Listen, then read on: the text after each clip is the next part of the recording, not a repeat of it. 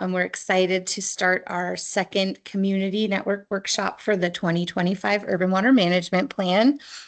I know we only have, first I have to make sure that this moves.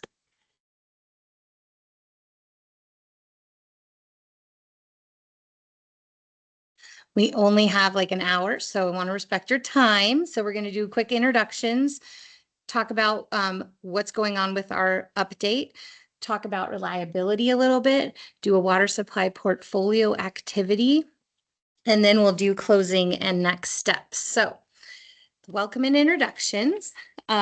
My name is Sarah Fleury. I'm a senior water resource planner, and I am the project manager for the Urban Water Management Plan update. We also have Ali Al Hassan here, who is our director of water resources. We have Keith Abercrombie, director of operations. I don't know your official title. I'm sorry. Chief Operating Officer. There you go. And then we have Director Armitage here from our board of directors and previous director Beth Braunstein and Ken Poehler. Pusel, our member of the public. And Beth is a member of the public as well. On top of that, we have our awesome team of consultants from Woodard and Kern, Katie Evans and Melissa Matlock, who are going to be helping me out today. So I'm going to pass it over to Melissa.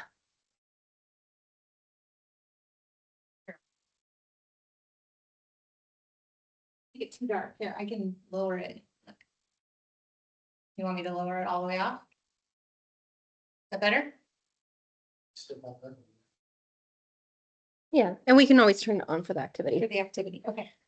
Okay, so Sarah introduced ourselves, but I am Melissa Mallock. I am the project manager from Woodard and Kern to help make sure that we've got a great experience here in terms of doing our urban water management plan, and it's meeting all of the requirements from the state.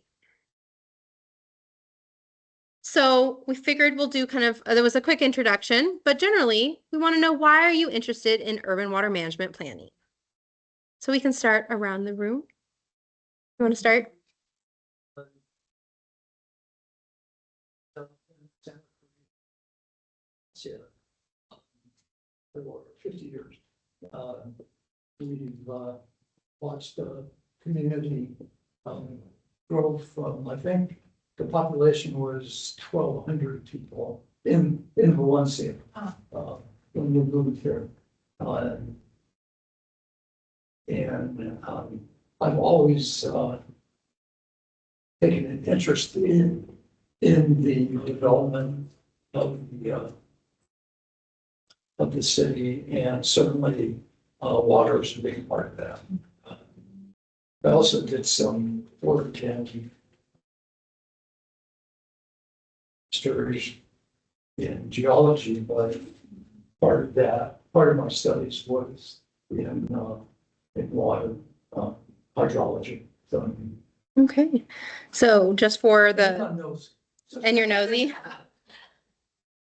Just for the recording to make sure that it's caught, just going to reiterate a little bit. You have a very long history here with your family, and you're just really interested in how it's going to develop, and you've seen where it's gone so far, and so you want to look towards the future too. Sure. And you want to look towards the future. That's why you're interested in urban planning? Yes. Yeah, perfect. Stay another 50 years. Another 50 years. Love it. I am interested in urban water management planning because I think it's such a key and foundational part and process for our community just in general. And this document that's going to come out of this process, I consider one of the most important pieces of information for people to refer to in all things related to water in our community. So it's so comprehensive. And there's so much information in there that I could read it 10 times and still learning something new each and every time. So that's why I'm here. Okay. I'm Beth, and since I was part of it last time it came around, I was curious to see how it developed and where it's going to next. And as Director Armitage said, this is one of the most important documents that the agency, I think, puts out there. So curious. Okay. I think urban water management plan is a cornerstone tool for the agency, and it allows me and the rest of the staff with SCV Water to actually meet the demands and plan for the demands that we have to meet as the community grows over time. You're not gonna go? That's my job. That's not my job, so. Perfect. All right, so we'll get into a little bit about the urban water management plan, specifically around kind of the supply planning aspect of it here. So just generally what you see on the screen is our timeline of where we are here today and kind of where we see ourselves going. In July, we did a workshop with the board. It was a board visioning workshop about how important this document is to them and what they want to see. Then on September 11th, we did a virtual kind of what is an urban plan and how do we engage our community. This is technically our third workshop. This is in person, all about reliability. We have one more in person that's January 15th, and then our virtual April 1st. Now the plan has to be adopted by July 1st, 2026. It's a requirement from the Department of Water Resources. And there are certain kind of noticing and requirements that are involved in this. So we're going to do 2 rounds of review for the urban plan, making sure that, again, we are capturing the public's view and they can see our revisions in time to be able to go for a board adoption. So we have 2 public hearings scheduled, working kind of backwards. It's due July 1st. We're hoping to get the board to adopt it on June 9th. There will be a public hearing there. A first public hearing will be April 28th. And between those 2 periods are going to be a 30-day public review period.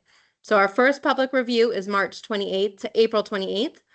And then we'll have about 7 days to make those revisions and incorporate any changes and address those comments.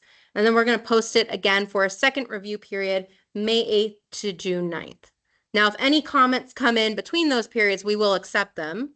But we just want to make sure we're being very transparent here that we have to be able to incorporate the comments. So we are closing the comment period, and anything that comes in after will go to the second comment period to be addressed in the second version of the plan.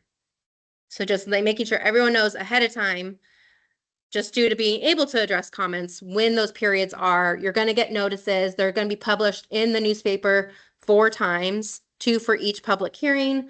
And then we're also going to reach out to local governments on February 27th with a 60-day notice of when these public hearings are going to be. So we're definitely going to try to make sure we're engaging the community and letting them know when and how to comment on our plan. So just in terms of our engagement activities, we talked a little bit here, but this is the larger activity since we started the project. You know, we hosted with SCV Water an internal community gaps workshop to make sure that we can try to get as many people to attend our sessions as possible and meet them where they are. On September 2nd, we posted a blog kind of for builders and at the Valley Industry Association about our different efforts that we've had. We already sent a notice to cities and counties on our planning effort. That was September 9th with a list of all of these sessions and how to sign up. And then on October 1st, we also presented to SCV's Water Academy. And then some of the technical work that's underway right now, working on the demand forecasting, understanding water supply reliability and doing an assessment there, incorporating climate change into how that impacts demand, how climate change impacts all the different supplies, running kind of some scenarios there, and then doing a seismic assessment. So some of these are currently underway.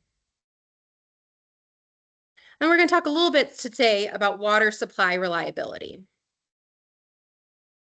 So in the urban plan, there's a specific definition there. And again, all of this is to make sure we meet the requirements of the urban planning document. So this water supply reliability is a concept that evaluates the ability of water suppliers to meet current and future demands under varying conditions. So kind of what does that mean? We're looking at a 20-year planning horizon. This is from the Water Code. We need to make sure that we have adequate supply during normal, single dry, and multi-dry years. We want to make sure we're looking at vulnerabilities related to drought, climate change, any regulatory shifts, and infrastructure limitations, as well as making sure that our plan looks at water supply contingency and demand management measures to make sure we're mitigating as many risks as possible. So we see a really good understanding of the future. It's still a crystal ball, but we're trying to make sure we're doing all the analysis we can, putting things together to show reliability for SCV Water. And in the 2020 guidebook, the 2025 guidebook has not yet been released, but a lot of these things are going to be very similar. We had to quantify water supply and demands, look at groundwater sustainability, recycled water use, conservation impacts, do some climate change modeling and adaptive management strategies, and demonstrate how the plans are going to align with different statewide goals or regulations like making conservation a California way of life. The reliability assessments that are done, we're looking at source reliability. So we're all your water sources, we're looking at the source document, the source climate change, different things about that's being published related to how they're reliable, how we incorporate climate change into those. Demand projections, they're forecasting future water needs based on population growth, land use, conservation, etc. Water shortage contingency planning is outlining actions for different levels of shortage. So there's typically 6 levels that the state wants you to look at, and each one's supposed to help you, you implement it. It's supposed to help you get to that reduction level. And then scenario modeling. So looking at different portfolios that we put together, which is what we're going to do today, and how that looks under uncertainty. So again, kind of taking your supplies, taking your demands, comparing how they look against different risk triggers. And then what we want to make sure we're doing is integrating with land use and development. So any water supply assessments that were approved or any future developments that we know might be coming down the way, making sure there's water for that. So in future board decisions, they're able to understand that that assessment has been done. And coordinating between any land use authorities and the water suppliers. So I'm going to pass this to Katie for some interaction with you guys. Thank you. First of all, I want to say I'm sorry that this is projecting so badly and hard to read, but luckily it looks really good on the recording. So if anybody looks back, they'll see all the words that we wanted to have here. But we're going to really dig in on reliability today. That's really the focus of our activity. That's the focus of our meeting. So we're going to start from a very high level here, and I'm just going to go through the room and I'm going to ask you this question. What does reliable water mean to you? Thinking about your day-to-day, you live here, you work here, you maybe have had family here for more than 50 years. What does a reliable water supply mean to you? So we'll start over here again. You're in the hot seat today. We live in single family resident with a tiny backyard, and our homeowners association maintains our property. Certainly, we supplement that with drip irrigation, and we also, because of brush fires, we have 50-foot of acacia that we also irrigate on the slopes behind us. So irrigation water is a big part of our water consumption. And I hope that through the years we've been conscientious about that. To illustrate that, when the water companies had the incentives of taking landscape out of our association property, the woodlands, I got the number of signatures required so that we could put it to the vote. Great. And I proposed a plan of reducing our water consumption, getting those credits. Unfortunately, that we had the proper number of signatures, but we were not allowed to have that meeting. But And I only shared that, to illustrate my commitment Mhm. to saving water. Yeah, yeah, we appreciate your commitment to it. It continues. So, recycle. Mm. Water. Yeah, The application, so we'll have it. But I great. wanted to see what's going on with sustainability. Great, great. Thank you. And again, thank you for your commitment to conservation and to water use efficiency. But it sounds like for you, having a reliable supply also includes having the water that you need for fire protection and for irrigation of your property or maintenance, maybe even of your property. Yeah. Okay. Director, what do you think?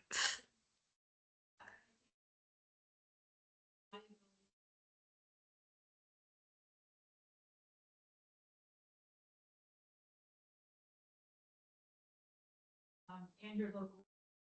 Mhm. Amount of water. Sometimes if you're out, you're going to adjust a little bit, but you can generally still provide that to keep. Great, great. Thank you. I guess, as a member of the public, reliable water means that you turn on your faucet and water comes out, Mhm. and you don't Yeah. have to think about it, really, that's what reliability means. Yeah. And, you know, of course, obviously without impacting in a harmful way on our ecosystem and things like that, but yeah, needs to be reliable. You Yeah. can't go turn on the faucet or whatever it is, and water needs to come out. Yeah. Yeah. Great, great. Are we answering in the back or are we not? We are not. Okay, all right. Well, thanks for being here. Well, I'm going to take this question just a little bit further and I'm going to ask you to be a little negative for a second and think about what would happen, not just to you, but to your community in the event that we did not have reliable water. So in the event that supply reliability was impacted in a negative way and we were not able to meet the definition that you just gave, what kind of impacts would you expect to see to your community? We'll go in reverse order this time. Do you want to start with this? Yeah. Mm-hmm. Yeah. Yeah, that's pretty, I mean, cut and dry, people would leave. I think you're right. Yeah, yeah. Yeah. You can't tell because it's dark. Sorry. Mm-hmm.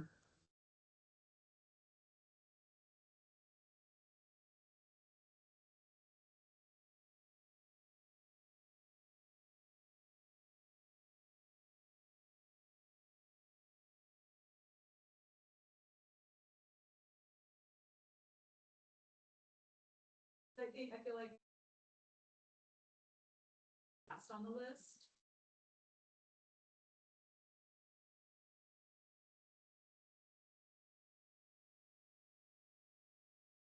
Okay. Okay. I'm sorry, I just had surgery on No. my ear. Okay, no problem. I did not. The question is, if there wasn't a reliable supply, if we did not have reliable water, how would that impact you and your community? As I said, most of our water consumption is irrigation. Mhm.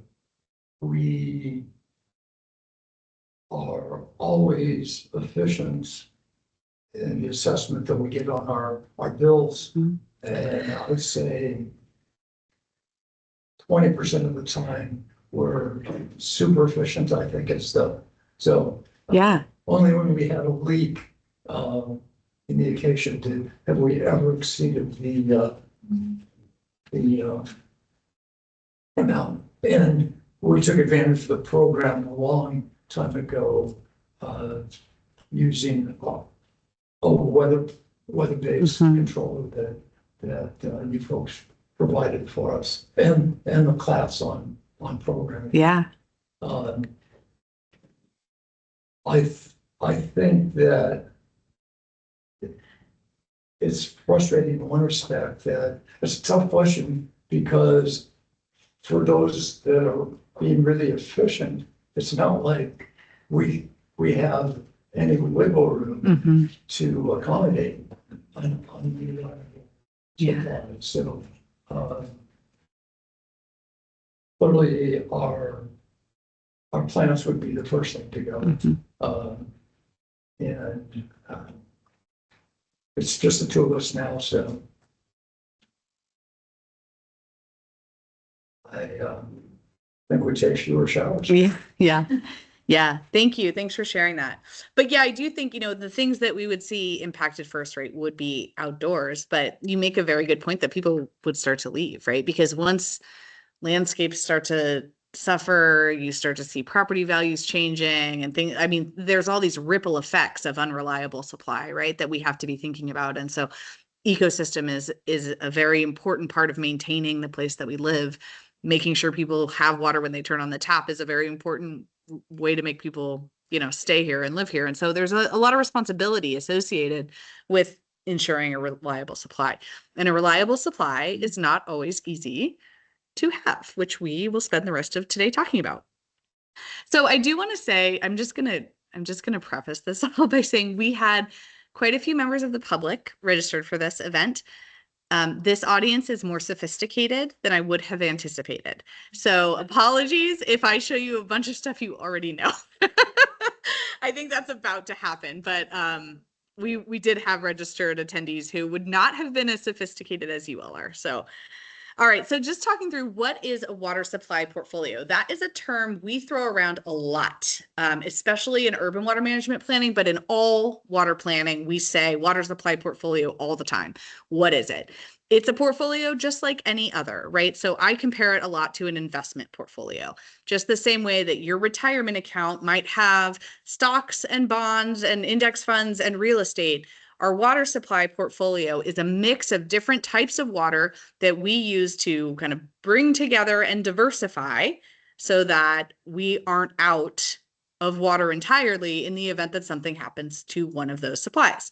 Exactly the same way you would not take your entire retirement and put it on Apple in case Apple files for bankruptcy, right? So it's the same thing. We're trying to diversify what we've got so that we have reliability, and we have to create a portfolio that's just right with a bunch of different supplies to make that happen. So some common parts of a water supply portfolio, and these are not all being used here, but these are some that we see around the country, around the state, around the world. Groundwater, right? Water that we're pumping up from underground aquifers. Surface water, that's a term that we use to refer to rivers, streams, lakes, things like that.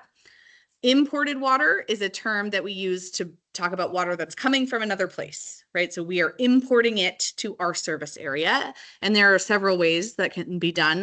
The two big systems that do that in this area are the Colorado River and the State Water Project. So California tends to import, I should say, California municipalities tend to import from state water and Colorado River water. Recycled water, which I think we've talked about a little bit, but that's wastewater that's treated usually for irrigation or industrial purposes, in some instances treated all the way to drinking water quality. Stormwater capture. So this is sort of similar to surface water in that we're collecting stormwater. So when it rains, we're finding ways to capture that water and utilize it instead of letting it flow away. And then we consider conservation a part of a portfolio. So I've heard this referred to as the invisible river of conservation, but programs that reduce demand can be part of our supply portfolio because they help us, of course, have more water. So those are generally some of the things that we talk about. Specifically for Santa Clarita Valley, there's really two kind of buckets. Sarah's going to get into more detail about this later, but we have imported water. So there's state water project water that we import to this region. And then there are dry year reserves, which is water that is banked here for use. And then for local supply, we have groundwater, which is water being pumped up from the aquifer. And then we have recycled water. So wastewater being treated for additional use. And now we're going to play a game. Okay, so I think we're going to need the lights on, but it's going to be hard to see this slide. So we're going to give you an activity mat that looks like this. and we are going to give you $100, which should be a lot. And you are going to come buy water supplies from us. You have to fill up your 10 buckets here with enough water. So you have to have 10. 10 will meet your demand. And you can utilize these supplies to do it. You can use imported water, reserves. You can use your reserved water. You can use groundwater. You can use recycled water, or you can implement conservation programs. So will you pass these out? So take a minute to think about it. If you need a pen to write it down, we've got some pens over here. If you now have $100, that's a lot. How would you build the water supply portfolio of your dreams with that? Those are the costs. So you must have 10 beads. So we're going to give you these beads when you use them, when you come buy them from us, and you must have 10. 10 to meet your demand. Okay. So they for some money, Okay. and then plan want to fill each one of those boxes. Yes. You can see they're like kind of beads that you visualize when you get represent different types of water, and then this is the cost per bead. So you just want to fill these in with whatever water supply you want. The reason I'm laughing is, those got my ear. Yeah, because they all cost different. You're colorblind too? Oh no. Well, we'll label it. So, you want imported water? Then $3. Look at the that and that, and then all the kilos of the beads. Okay. And I'll put them on the line that so that you know which. Okay. They're fun, Ken. So Sure. where's, I guess I can go. You have $100, okay? And you don't want to spend all of it.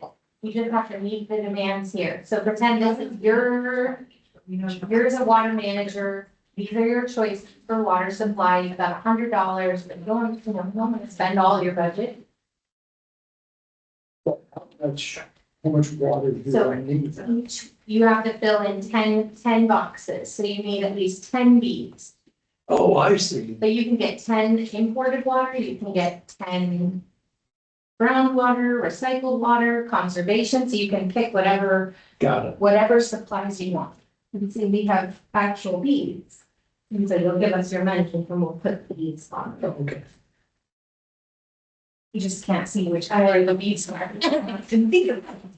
Yeah, I did not think about that, but the labels should work.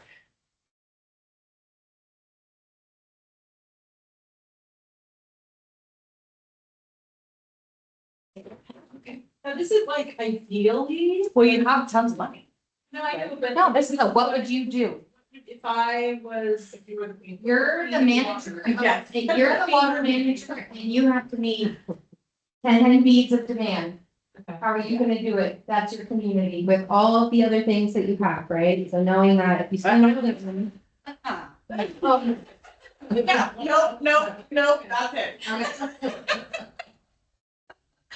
Don't stop my game. Wasn't gonna say that. Oh, just. Oh, okay. Oh, sorry. I wasn't giving away something.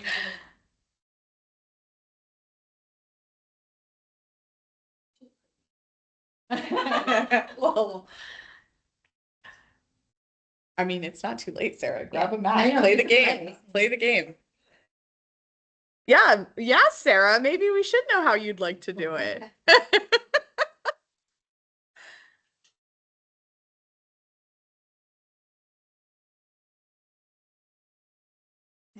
Right.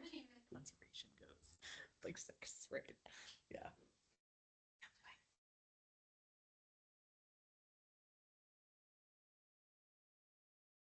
Yeah.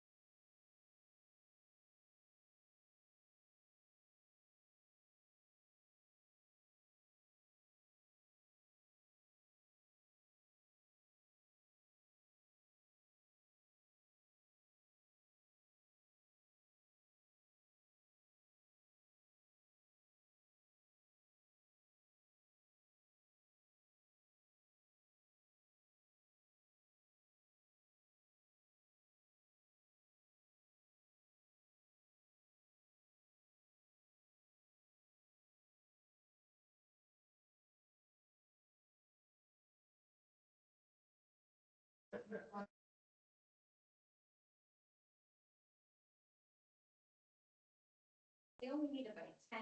Only 10. They need about 10. And meet your demands. Oh, yeah, you don't have to spend all your money. Oh. Yeah, 10 meetings. Okay. Okay. You got it.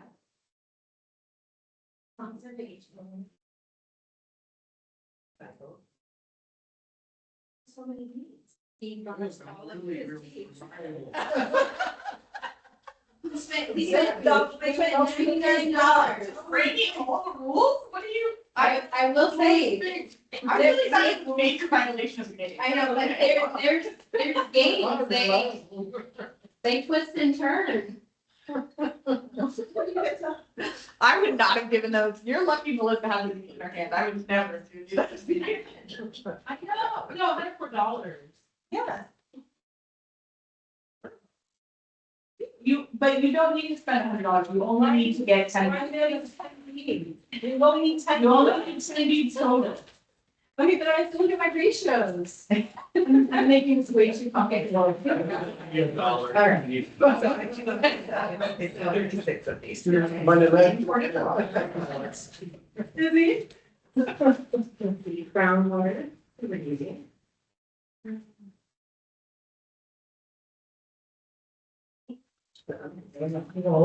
Here's your few recycled waters. Okay, and then. We don't. Okay. We got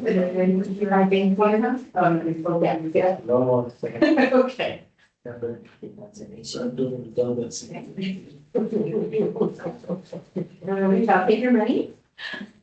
Spend it around level You up. just split them all evenly. Or you should read them different. Okay.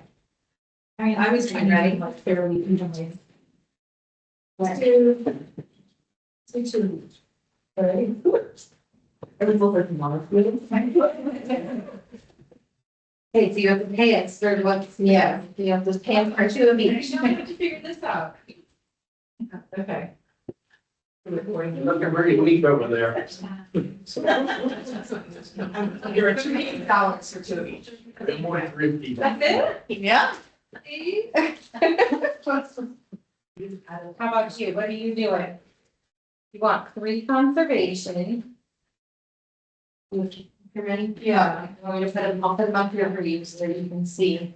Well, I'm feeling like Okay, should have spent money. one recycling card. Oh, there's more? Yeah. Oh, wait. Doesn't sound right, but it's water. I don't know, you might. Also pass around to purchase. They can't use it for everything. It's very expensive to make and to transport. Yeah. And if you don't have an infrastructure to build it.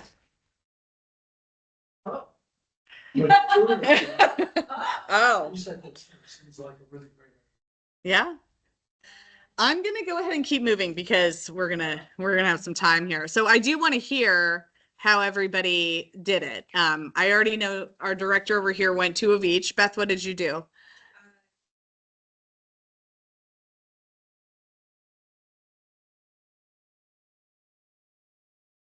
Okay, so a nice diversified supply there too. Okay, great. I don't know if I want to ask about that over there. Actually, I'm gonna make you wait to report out. We'll see him at the end. Yeah. We'll see him at the end. Were you in the meeting where we planned this? Okay, good. Yeah. Here, Sarah, I'll take over there. You need to come explain SCV's water. real quick. Okay. Goodness. Okay, so water supply characteristics. This is my favorite analogy. My job is to fill Santa Clarita's water demand barrel every single year, no matter what circumstances are happening. And I like to use our water supply portfolio, which is the colored buckets, to do so. The more colored buckets I have, the more ability I can be flexible, whether it's a drought or whether something breaks, or if there's a seasonal issue or there's competition from other other agencies, whatever we need, I need enough buckets to be able to meet the demand so that Beth can have her faucet on and just not know anything about what's going on, right? So water supply characteristics are, kind of that. You have to have a lot of different supplies to utilize this flexibility that you need. So our imported water supply, which comes from the State Water Project, which is the big aqueduct that goes up the 5, meets about 50% of our demands in an average year. In the early years of Santa Clarita, it was an agricultural area, so it was only groundwater. But as the community was growing, they knew they needed to bring in other water supply because they couldn't just keep pumping the groundwater to meet demands. That wasn't going to work. So one of the challenges with imported water is that it varies annually. So things like precipitation, how much snow did we get? How much rain did we get? Is there enough pumping capacity?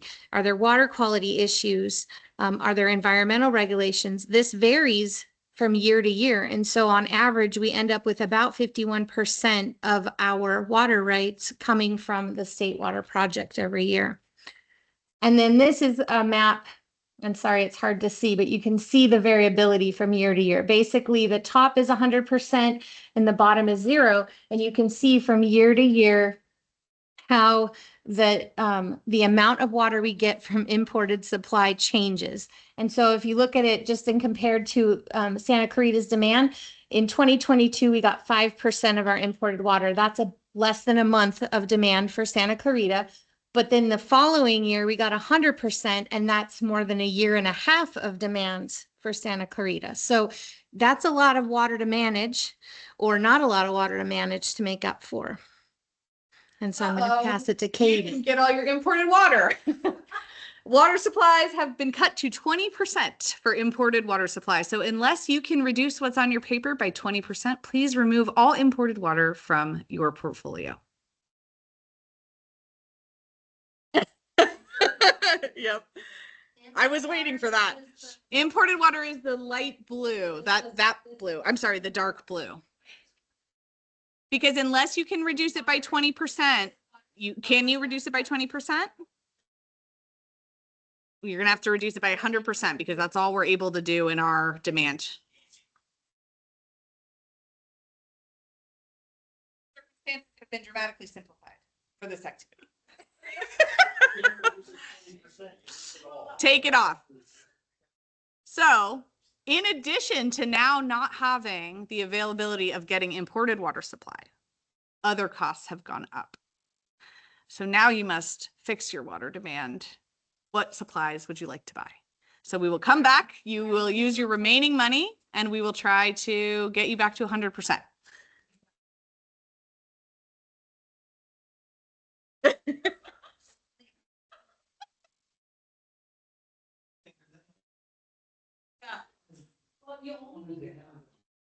Oh. So fill out when you get the money. Yeah, you're gonna be okay. So you can just go all right there.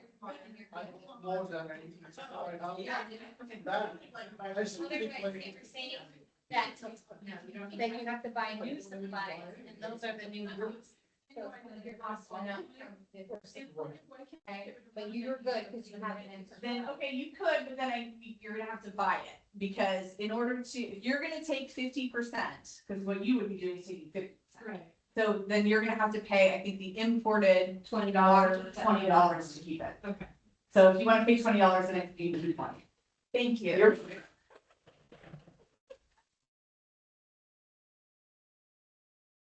Then you have to make yourself full. So what would you like to fill the gap with? So before the open house, $20. Wow.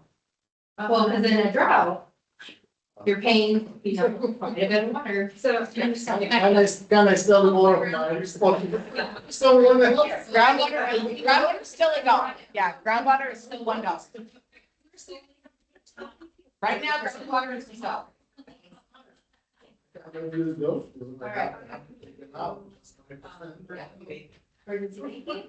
Now, because emergency banking is $5.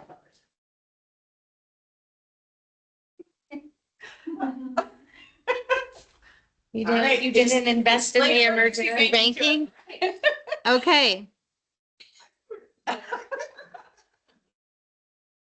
So when having our imported water supply go from 100% and having too much to not enough year to year, we want to make sure we utilize all the water that we can. And so if we can't use it to meet demands that specific year, we want to have a place to put it. And so emergency reserve or banked supplies or banking programs are where we can do that. And so Santa Clarita Valley Water Agency participates in 2 water banking programs in the Central Valley. So we can take some of our imported state water project water, deliver it to the banks. That water goes into a recharge basin and goes into their aquifer. And then when we need it in a dry year, they can pump it up and send it to us at that time when we need it. So it's critical supply during shortages. It is used to maximize state water project supplies. We can store all that the wet year water, recover it in dry years. But there is additional cost to those programs because there's other infrastructure that we have to utilize to be able to use those programs. And this is kind of an example of just very general how we operate from a dry year to a wet year. So in an average wet year, you can see we have quite a bit of imported water and our local supplies, our groundwater. And it's nearly half and half. But in a dry year, when our import supplies drop down to a very small amount, we still have our local supplies, but we really have to lean on those dry year groundwater reserves or dry year reserves to meet demands so that nobody notices what's really happening. Uh-oh. We've had multiple dry years in a row. So now our reserves are no longer available. We cannot use them at all because we have used them too many years in a row and we don't have any more water banked in our emergency reserve. So emergency water is now fully unavailable. In addition to that, because there's less water, costs went up. So please remove any emergency reserve water from your portfolio and you can purchase new supplies. Beth did. Beth bought more emergency supply. And those are, okay, so if you had orange. Orange has to go.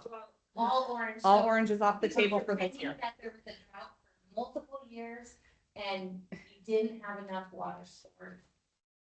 Why not? You got to move to my city.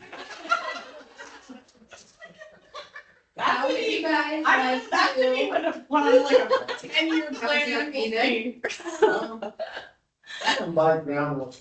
You can buy groundwater. He has 2 more technically. So you're good? Okay. Oh, no, can't use them. He Can't use them. They're unavailable. Yeah. Unavailable for the whole rest of the. So you have to figure out which Groundwater is still healthy, Next. $5 groundwater groundwater, years later. 12 for recycled, $2 Around 5 now. It does, the cost go up, yeah. 2 years, so we're pretending if you don't stop it in the first round, you have to The invest. first year I've already burned it. That's exactly right, and I'm sorry, I didn't say, I'm gonna say that Because before. it's a drought and now there's no more water. So part of the reason that the costs are going up is not just that there is supply and demand, but also as more water supplies are utilized or become unavailable, you often are investing in additional infrastructure and that has additional cost. So that's part of the reason that the water supply is going up. I just wanted to say that to the recording. You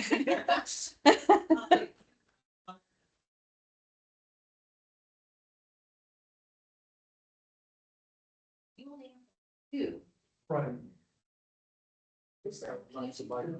Conservation has remained the same. So conservation has remained the same, it's very observant, conservation has remained the same. Yes, yes, and that's gonna be what's left at the end, so. If you give that. We're gonna do. Yeah. Groundwater. See, it's a sophisticated audience. Get the conservation fee. You need to go, you can't be sorry. So you have I to, want to use 2 of the conservation. 2 conservations, okay. And so that's $4, yeah? Over. $4. For 2? No, I think. Take it.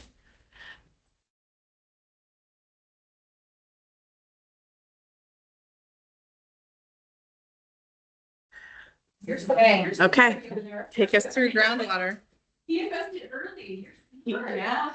Cheaper. Yeah. This is why he's the chief operating officer. He's very lucky I did not have the beats. I would never have allowed that. So next, we're going to talk about our local groundwater. This is probably the most important resource that we have in Santa Clarita. It's actually pretty amazing how much groundwater there is under the ground. And at this picture here, you can kind of see the 5 and the 14 freeway. And the dark area is our deep Saugus aquifer for groundwater. And then the lighter yellow area is our alluvial. Can't see them because you're colorblind, and I'm sorry. So basically, the alluvial follows the river. And then the Saugus covers pretty much everything. Okay, so you're an expert. But our groundwater meets about 50% of our demands on average, but does require some treatment. And so we have been working really hard to make sure we have the necessary treatment facilities in place for perchlorate, PFAS, and PFOA, which have really hit us hard the last few years. And so that takes time to build, things like that. But groundwater is also limited by sustainability. So as I said, as the community grew from an agricultural community to more of a municipal community, they knew they didn't have enough groundwater. We can't just pump all the groundwater that we want. We have to make sure that that is a sustainable source for us to utilize year after year after year. And so that's kind of a gist of our local groundwater. Uh-oh. So unfortunately, a new regulation has passed and there is contamination in your groundwater. You're going to have to build treatment facilities. And in addition to that, while you're building treatment facilities, because that does, of course, take a lot of time, your groundwater access is now extremely limited. Please remove half of your groundwater from your portfolio because you're no longer able to meet demands. You can remove 2. Yes. You're going to have to remove them. And now, as you may imagine, because at this point, now you have to treat that water. So we have to build new infrastructure, and all of our supplies require infrastructure investment. Everything is much more expensive. So please determine how you would like to now meet your portfolio under these conditions. They're keeping your groundwater. Should have to pay the increase. No, if they've already pumped it, yeah, we'll let them keep it. No one will make it to the next round if we do. This groundwater years to put treatment. This scenario, Be able to give you the. do we have, Those ones stay. do we still have? a- No, Like, I saw you were $1, they still obligated. Apparently, so. You want to find $10 instead of the dollar at the beginning. And Is anyone out of money? No. Okay. Can you tell how much I'm enjoying this?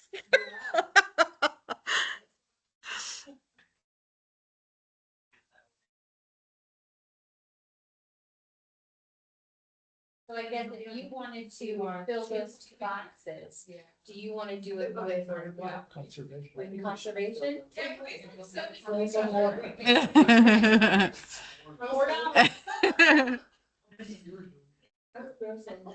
Mhm. Patience, please, to conservation.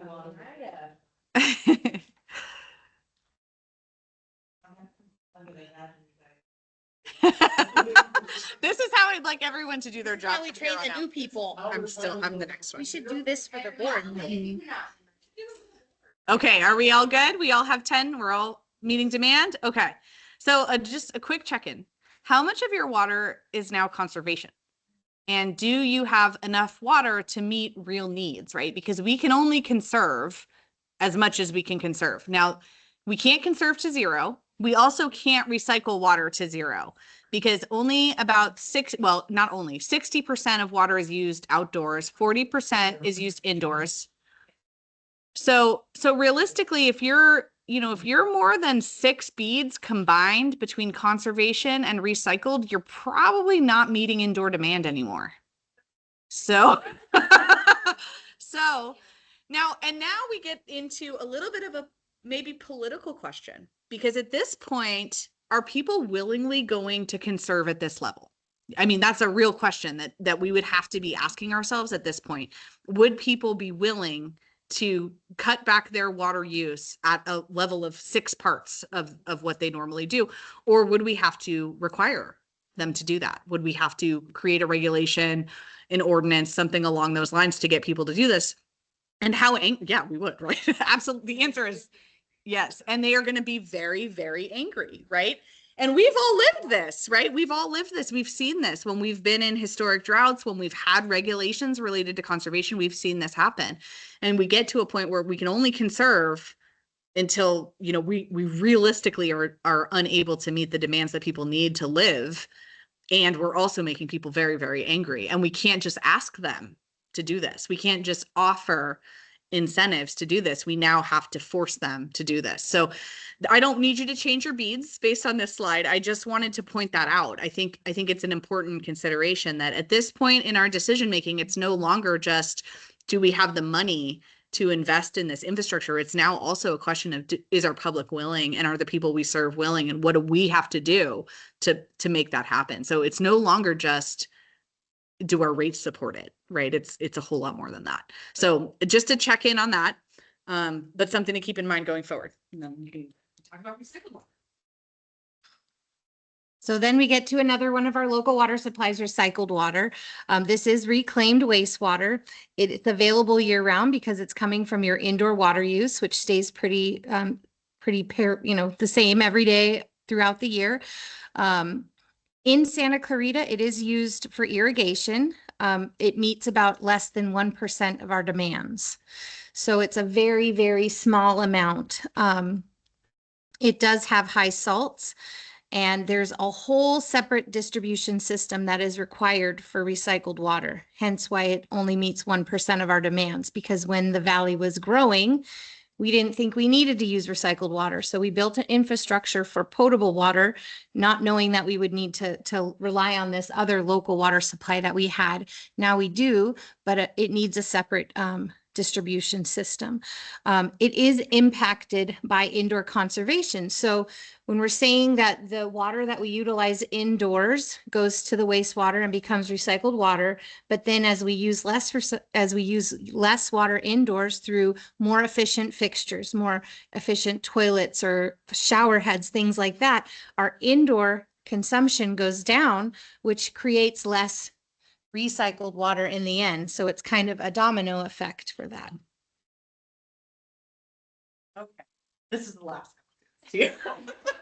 All right, because demands of all of our supplies have increased so much, recycled water has gone up. There's a limited supply. You probably don't need this now, because at this point you should still all have 10. And so I won't be pulling any of your beads off your boards. But at this point, we have a limited supply of recycled water. It can only be used for outdoor irrigation, which gets us back to what I was just talking about with how much can we conserve.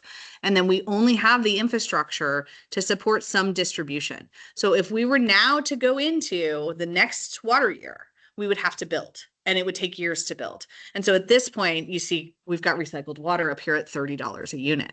So this is just sort of what happens over time. And I know we're being silly here. We're playing a fun game, and the intent here is to add some humor to the process. But I do think it shows some of the complexities associated with this decision-making process, because as we are trying to secure different supplies to make sure we meet demands, we are up against changing circumstances. We're up against climate change. We're up against things like new regulations. We're up against precipitation changing in Northern California. And we have to be able to shift for all of those things. So as we build a supply portfolio, which is something that we'll be doing as part of this urban water management plan, and you'll hear more about in January, these are considerations that we have to have in mind, that, you know, we can't conserve forever. And that if we want to increase a certain supply, we may have to invest a lot of money in doing so. The reason I was asking if anyone was out of money was because I wanted to know if anyone was going to have to raise rates, right? Because we would have gotten to a place where you would have had to rate. You were almost there. You had $1 left, right? But we, you would have eventually gotten to a place where you had no choice but to raise rates. So, we can only conserve as much as we can serve. We can only build as fast as we can build. We can only treat as fast as we can treat. And then we've also got rates associated with it as well. So there's a lot to it. I'm going to let Sarah talk through how it's working specifically for Santa Clarita, but thank you for humoring me with that silly game as we went. So, And notice how Keith broke the rules and invested ahead of time and can meet demands. It can meet demands all the way into till build out. Investing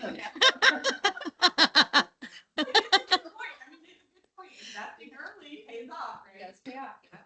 So these are just some of the things that we learned in this exercise, some of the key benefits and considerations for all of our different water supply types. So some things about the state water project or imported water, that is a regional backbone supply for our community. We cannot survive without the imported supply coming in. We need that not only to help recharge our groundwater systems and make sure that we're not overusing our groundwater, but it helps us in times of drought as well. It allows us to work on exchanges and regional coordination with other agencies. Our battery is running low. It's okay. We're going to make it.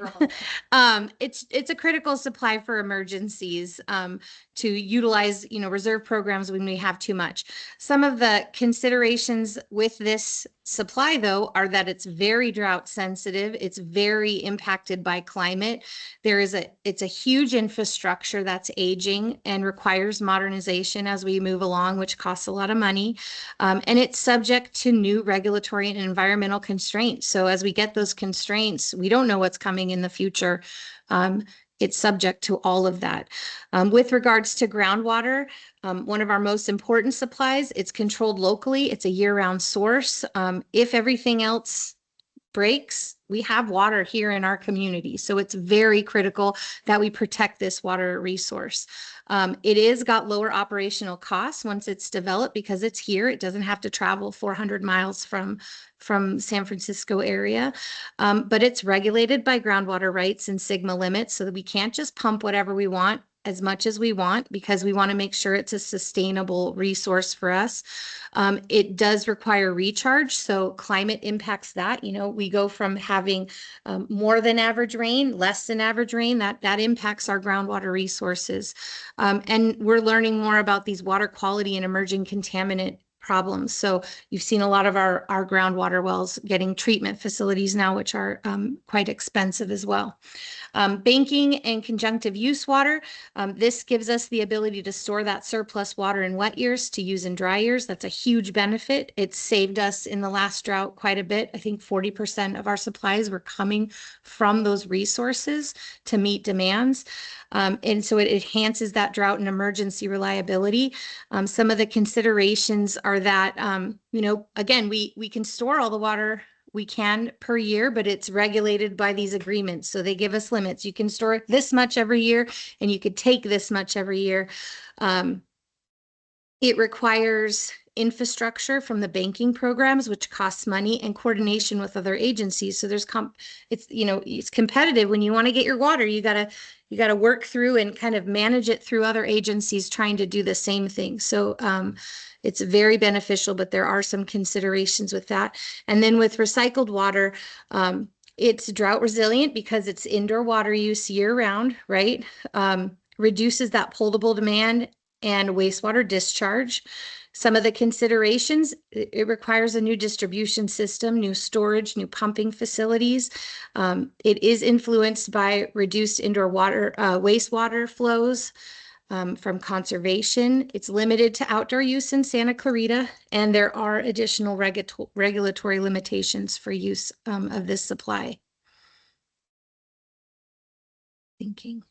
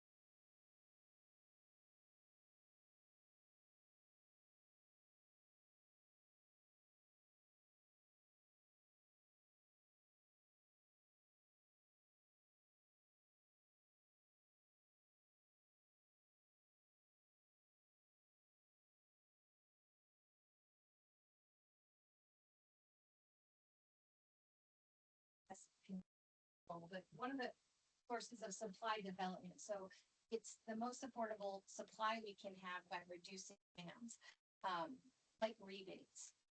Done with rebate. Redone your backyard, you've got the irrigation system now. That definitely helps.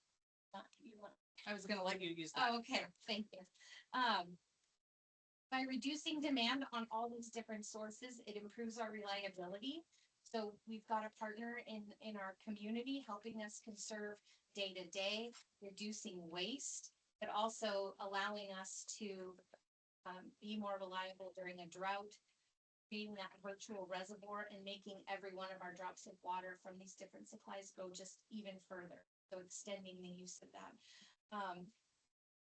Reactive conservation is a lever that we can pull when we get into those real bad shortages. If there's an emergency, a giant earthquake, the imported water supply gets cut off.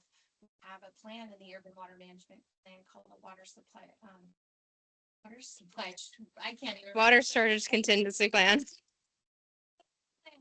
And we can pull that lever if we need to.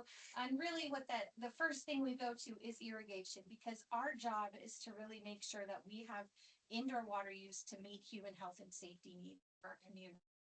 And irrigation uses 60% of our demand. So that's a really good, easy place to go to get a quick reduction.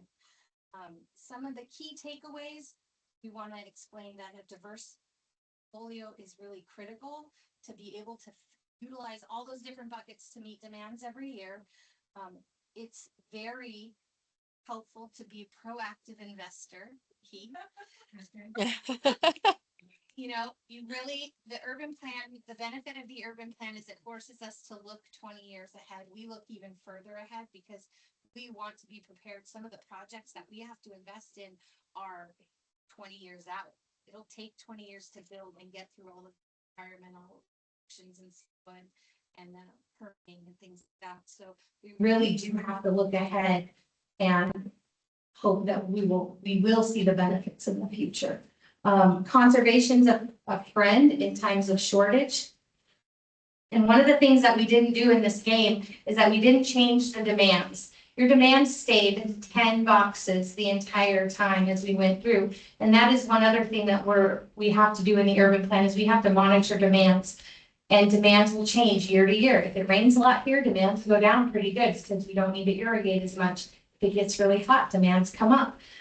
So we have to look out 20 years and look at what kind of development's coming. Are we going to have enough water supply to meet demands in those normal years and the dry years and the multiple dry years? And so that's changing all the time. And then we had a really, really cool evolution of water resources. I don't know how you want me to go through this, but. Yeah, I'm gonna bring it back. Okay. Well, we have a timeline that we're going to show you, but basically what it does, it goes through like key points in time of how the community grew. And so in 1900, agricultural community, we only used groundwater supplies. They actually decided to participate in the State Water Project in 1959 when they were only using groundwater because they knew that the community was going to grow so much. So the agency signed up to be part of the State Water Project contract in 1963.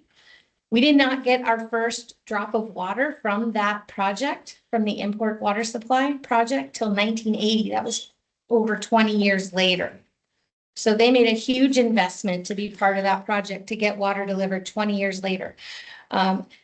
After that point is when they started regulating urban water management planning and requiring agencies to look ahead. From there, our agency purchased Devil's Den, which gave us a little bit more imported water supply. Started seeing some of that perchlorate regulation in 1988. I don't know why you're seeing my family. I'm so sorry. Thank you. Thank you. They're seeing it there, huh? I just took it off. I'm sorry. I may have to go into the PowerPoint mode. They're seeing nothing, huh? Well, I'll keep going. Yeah, Uh, sorry, everybody. Our first conservation programs started in 2000, so almost 25 years ago is when the community started utilizing conservation. Moving from there, in 2002, between 2002 and 2010 is when the agency started participating in water banking programs. And it's very hard to see. We'll turn the lights on. Okay. Sorry. So this is the timeline, but there's two parts because it's such a long timeline. So this is kind of where we had the groundwater only, decided to participate in state water project, did not get deliveries of that until we got to the 1980s. Continued to purchase more imported water supplies. This is when climate change theories started. First demand management program started in 2000. And then coming back this way, so this is 2000. Then we started investing in water banking programs because we had all that state water project. Our community is still growing. We needed a place to store that water for times of drought and things like that. And then as we, probably the last 15 years, so from 2010 on, is when things got really fun. Sarah started working for the agency in 2014. And that's when all the fun started. So that's when, the state said, hey, we can't be pumping groundwater the way that we used to. We need to regulate that and make sure. Though Santa Clarita Valley was operating sustainably, but some areas in the state were not. And so the Sustainable Groundwater Management Act came about in 2014. That's the same time that the agency developed its first water use efficiency strategic plan. The state then started requiring conservation. You remember the SBX 20-20, I think was Schwarzenegger, right? Had us conserve 20% by 2020. So that was a regulation that came about. SCV Water was formed in 2018, and in 2019 is when the PFAS regulations started, and they came on very fast. Basically, new regulations for water quality. We tested our wells and lost half of our wells at that point in time because we wanted to make sure that the water we were serving the community was safe to use. And so we lost a lot of our groundwater wells at that point in time because treatment needed to be added. And so that's what process we're in right now. You can see in 2020, we did have some treatment come online. So that was one of the first wells that came online with treatment. Continued to expand the recycled water system at that time. And even more regulations for PFAS happened in 2023. We do have, and you can see in 2023 also, we're starting to drill some new Saugus wells. So those are the dry year wells that we're looking to utilize. And 2024, those PFAS MCLs have been finalized. So we have a rule. We're trying to meet that with our water quality with the treatment. And we're moving forward on that. So some of the big challenges that we're facing that will be addressed in the Urban Water Management Plan are climate change, making sure that we comply with SGMA, which is the groundwater regulations, ecosystem pressures, aging infrastructure, water quality, legislation and policy shifts, and then affordability. And affordability is a fun one because the quote on the top is very true that the time for cheap and easy solutions is gone. So unfortunately, all the supplies are extremely expensive because there's a high demand for water. And our agency has done a really great job at having a very diversified portfolio. And there are some agencies that are not as lucky, but we have a very growing population. And so we need to keep diversifying that portfolio to make sure that we can meet the needs into the future. And I think that we have questions. Yeah, we can take some questions. We are over, I think. Or why don't you do next steps, Melissa? And then if anybody wants to stay to chat and ask the questions, we're happy to do it. So hopefully what you guys saw, right, is kind of what the game we played is what SCV actually experienced, right? Uh-oh, something happened with water. Uh-oh, groundwater, right? So overall, it's a very lived experience. And what we also see, especially as, members of the board, et cetera, things do get more pricey. So those increases, if you don't invest early, you don't invest in the diversified portfolio, it's still going to be something you're going to need to do later on, just because of what we're seeing and what we've actually experienced over the many years that SCV has been around. So again, just to bring this back, right, this was our kind of water supply overview and kind of what is a portfolio and why it's so important and what SCV has been doing. This is kind of like the part one. Part two is going to be January 15th. So hopefully, again, those that were not able to attend or those that watch this online see that they missed out on the fun and want to come back to this. And then we're going to go through the larger urban plan, what is actually going to be in the plan that we're proposing on our April 1st, and that's going to be virtual. Again, there are opportunities to comment. Sarah is actively engaging with key community groups during this time period to host individual meetings, learn about what they want in the plan, get data, give data, etc. That's going to incorporate into our final plan.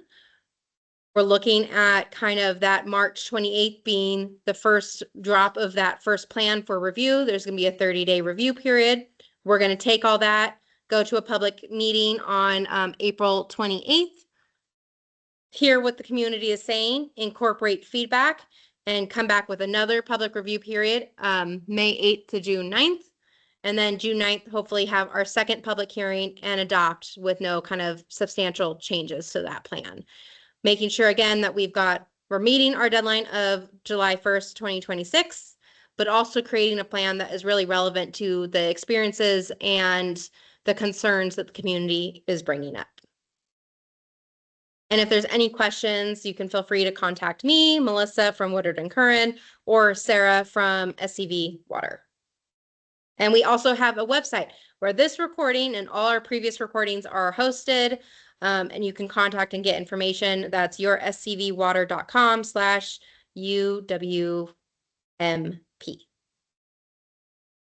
Now we can have questions, but we are thankful for your time today. Yes, thank you. Sorry for the technical difficulties. Yes, apology.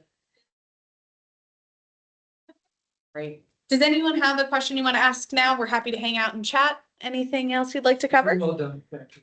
Thank you. Thank- No,